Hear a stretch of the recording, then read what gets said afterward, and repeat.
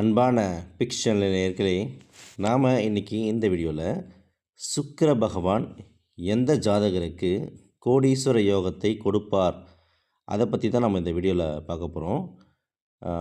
நம்ம சேனல் இதுவரை யாராவது சப்ஸ்கிரைப் பண்ணலாம், சப்ஸ்கிரைப் பண்ணிக்கோங்க. அதே போல் டிஸ்பிளேயில் இருக்க என்னோடய ஃபோன் நம்பரை காண்டாக்ட் பண்ணி உங்களுக்கு ஏதாவது டவுட்டோ இல்லை பர்சனல் கன்சல்டேஷன் தேவைப்பட்டால் என்னை வாட்ஸ்அப்பில் காண்டாக்ட் பண்ணலாம். சரிங்களா? சரி, கோடீஸ்வர யோகம் யாருக்கு கிடைக்கும் அப்படின்னு பார்த்தீங்கன்னா, ஃபஸ்ட்டு ஒரு ஜாதகருக்கு சுக்கிரன் ஆதிக்கம் நிறைந்த ஜாதகமா அப்படின்னு ஃபஸ்ட்டு பார்க்கணும்.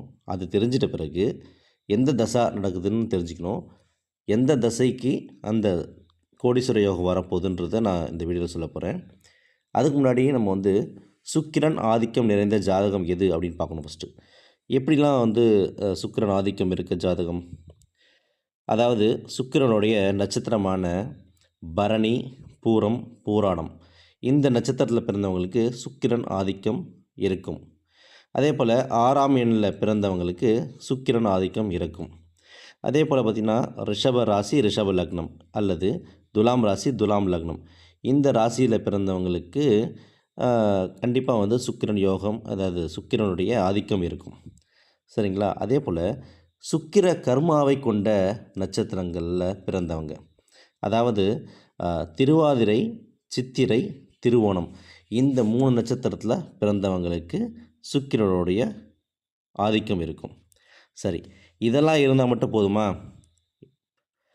சுக்கிர பகவான் அந்த ஜாதகத்தில் கட்டத்தில் கேந்திரத்தில் இருக்காரா, திரிகோணத்தில் இருக்காரான்னு பார்க்கணும்.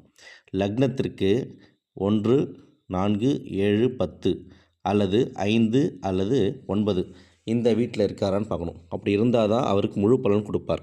அதே போல் மாளவியா யோகம் எனப்படும் 4ஆம் இடத்துல அந்த கேந்திரத்தில் பார்த்திங்கன்னா அவர் உச்சமடைகிறது, இல்லை ஆட்சி பலம் பெற்றது.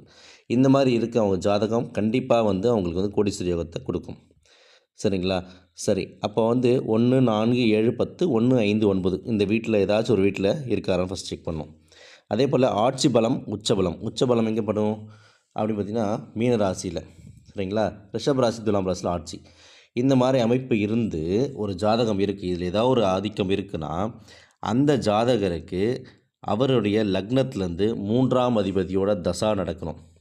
அந்த தசா நடக்கிறப்ப இந்த முழு சுக்கிர பலன் கிடைக்கும். அதே போல் சுக்கிர தசா, சுக்கிர புக்தி இந்த புக்தி நடந்தாலும் இந்த பலன் கிடைக்கும். சரிங்களா? 3ஆம் அதிபதி தசா புக்தி, சுக்கிர தசா புக்தி இந்த பீரியடில் இவங்க கோடீஸ்வரர் ஆகிறது நிச்சயம். சரிங்களா? நீங்களும் செக் பண்ணுங்கள், காண்டாக்ட் பண்ணுங்கள். நன்றி, வணக்கம்.